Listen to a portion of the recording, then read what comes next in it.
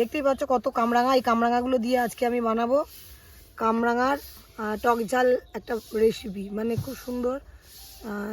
তো দেখি কেমন হয়, কোনোদিন তো করিনি। আর এতগুলো কামরাঙা দেখতে পেয়েছো কীভাবে পেরেছি, তার ভিডিও তোমরা দেখেছো। আর এটা আজকে এবার বানাবো।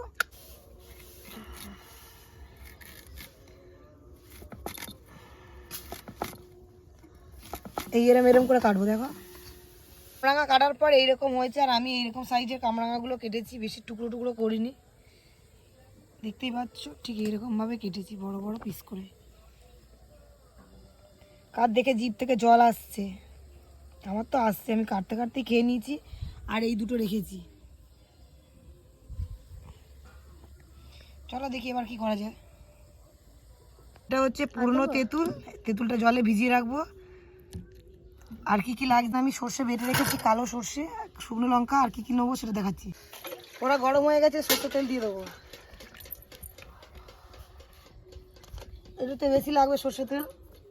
এবার দিয়ে দেবো শুকনো লঙ্কা 4টে, আর এই আচারের জন্য তো 5 ফোড়ন মাস্ট। একটু ভালো করে নেড়ে চেড়ে একটু ভালো করে ভাজা ভাজা হয়ে গেলে, তেলটা কিন্তু একটু বেশি বেশি দিতে হবে। আর এই আচার বানাতে গেলে কিন্তু সর্ষের তেল দিয়ে করতে হবে, রিফাইন তেল হলে। দেখতেই পাচ্ছ ভাজা হয়ে গেছে, এবার দিয়ে দেবো কেটে রাখা কামরাঙাগুলো।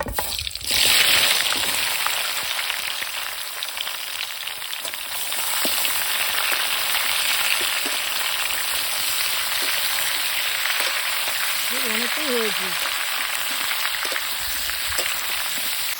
এবার দিয়ে দেবো নুন, এবার দিয়ে দেবো হলুদ, ধনে পাউডার,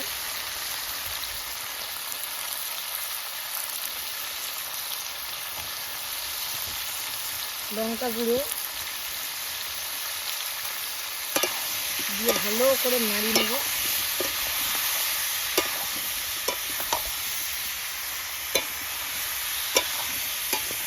যেহেতু মাটির উনুনে হচ্ছে তো ক্যামেরাম্যানের অসুবিধা হচ্ছে, একবার ধোঁয়া এদিকে যাচ্ছে, একবার ওদিকে যাচ্ছে। আমার হালটা একটু দেখা। আর এদিকে রোদ দেখেছো কি জ্বালা, পুরো ঘেমে যাচ্ছে। খেতে গেলে একটু কষ্ট করতেই হবে, তাই না? তেঁতুলটা ভিজিয়ে রেখেছিলাম, তেঁতুলের এরকমভাবে করে আটটা নিচে বের করে নেব, নিয়ে এটা দিয়ে দেবো।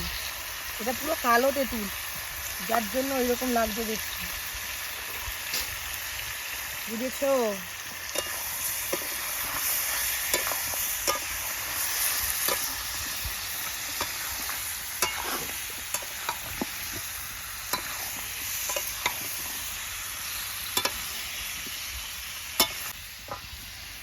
তারপর দিয়ে দেবো একটু লেবু। উঠে দাঁড়া, উঠে দাঁড়া, ধোয়া লাগছে শুনতে। লেবুর রসও বের করতেই পারছি না।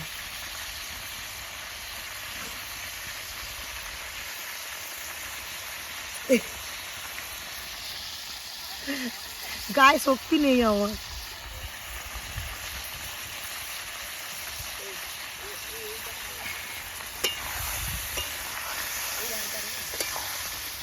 এবার দিয়ে দেবো আমি সরিষা বাটা।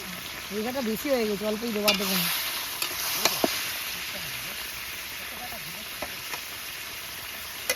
আমি তো কালো সর্ষে পেয়েছি, এখন দিয়েছি, কিন্তু এটা সর্ষে সাদা সর্ষে দিয়ে করবে তোমরা। সাদা সর্ষে, এই সর্ষেটা এমনি একটু ঝাঁঝ বেশি, সাদা সর্ষে দিয়ে পারলে করবে। এবার দু মিনিট নাড়াচাড়া করে তারপর আমি দিয়ে দেবো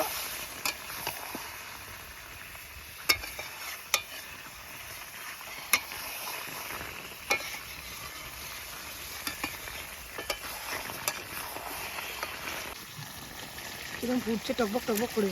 এবার দিয়ে দেবো আমি চিনি, অল্পই দেবো, কালকে বানিয়েছিলাম। যেহেতু কামরাঙাটা একটু মিষ্টি মিষ্টি আছে তো, তাই জন্য অল্প করে চিনি দিলাম, বেশি দেবো না।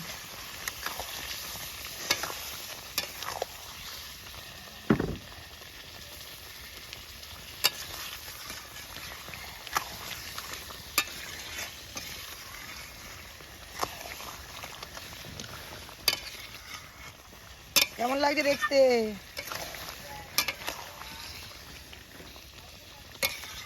অল্প নাড়াচাড়া করবো, নাহলে ভেঙে যাবে। আর একটু চিনি দেবো। দেখো প্রায় কমপ্লিট হয়ে গেছে আমার ঝোল ঝোল, কিন্তু এতটা ঝোল ঝোল এই চিনি দেওয়ার পরে এতটা জল বেরিয়ে গেল, দেখলে তো। আমার এই কামরাঙাগুলো মিষ্টি, আমার আজকে ফের চিনিটা বেশি দেওয়া গেছে।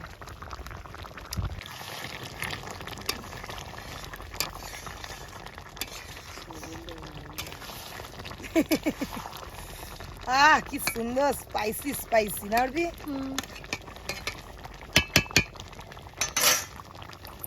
দেখতে পাচ্ছ কিরমভাবে ফুটছে, আর এদিকে খুব রোদ, আমি বুঝতেই পারছি না কেমন দেখতে লাগছে।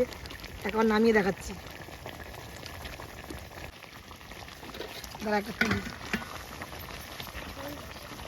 ঝোল দেওয়া যাবে না, এটাই দেবো। খা। গরম, হেব্বি সুন্দর হয়েছে। বাহ, ঝোলটা টেস্ট হয়েছে তাই না? কি গরম। এইটা হচ্ছে ফাইনাল লুক কামরাঙার আচার। তো এইভাবে বানিয়ে একবার খেয়ে দেখতে পারো। উনানে বানিয়েছি তো, খুব গরম লাগছে বলে ওই জন্য পুরো এই ধানের গাদার পাশে চলে এসেছি। তো খুব ইজি না কামরাঙার রেসিপি, সত্যি খুব ইজি, কিন্তু খেতে খুবই ভালো লাগছে। একটুখানি জিভ দিয়ে চেটে দেখেছি, পরে খাওয়ার ভিডিওটা পরে দেব। তো আজকে কেমন লাগলো ভিডিওটা অবশ্যই একটা কমেন্ট, ছোট্ট করে একটা কমেন্ট করে অবশ্যই জানাবে, ঠিক আছে? আর তোমরাও বানিয়ে খেয়েও পারলে, আর বানিয়ে খেয়ে নিয়ে আমাকে কিন্তু অবশ্যই জানাবে যে কেমন ছিল এইটা। আর এই রেসিপি মানে এইটা দেখে কার কার লোভ লাগছে বলবে, কমেন্ট করো, আমি নিয়ে যাবো তার জন্য, যেহেতু এটা সুন্দরবনে বানিয়েছি তো। দারুণ লাগছে। দেখা হচ্ছে পরের কোনো ভিডিও কিংবা ব্লগে, ততক্ষণ সময় ভালো থেকো, টাটা। আর এটা ঠান্ডা করে এই বয়ানে ঢুকিয়ে রাখবো, রেখে তারপরে মুখটাকে ভালো করে আটকে দিয়ে রোদে দেবো। এটা কিন্তু অনেক দিন ধরে খাওয়া যাবে, কেন কি লেবু দিয়ে রেখেছি না, ওই জন্য। তো ঠিক আছে, বেশি বকবক না করে, ভিডিওটা বড় হয়ে যাচ্ছে, সবাই ভালো থেকো, টাটা। দেখা হচ্ছে পরের ভিডিওতে, বাই।